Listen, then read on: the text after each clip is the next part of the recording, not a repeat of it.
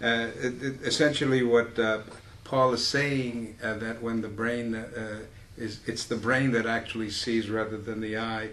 He explains it quite simply by explaining the fact that when the image arrives at the retina, it is then changed by the central nervous system into nerve impulses, little impulses.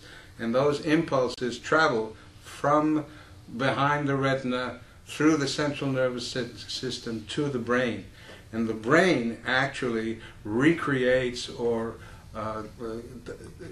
gives us a representation of what is out there.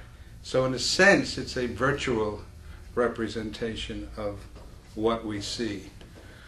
And that was what interested Paul. Now, taking that aspect with sensory substitution, since all of our senses work the same way, that sense of touch, smell, when the information reaches us, it changes into nerve impulses. It matters not whether it's sight or sound, or all of it changes into nerve impulses, which then travel to the brain, and the brain determines what those impulses mean and transfers them and translates them accordingly.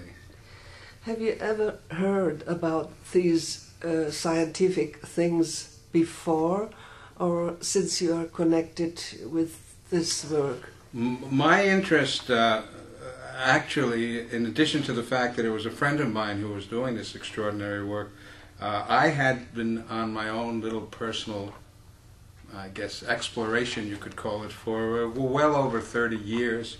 And that was due to my association initially with a man named Mr. J. Krishnamurti, whom I met in 1969. And then he in turn introduced me about 4 years later to Professor David Bohm. Mr. Krishnamurti was, he passed away in 1986,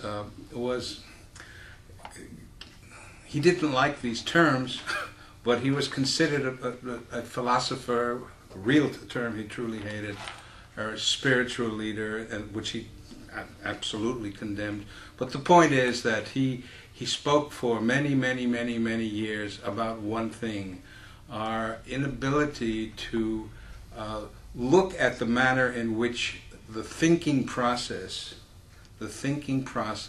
is distorted by the way the brain works at this point in our development as a species.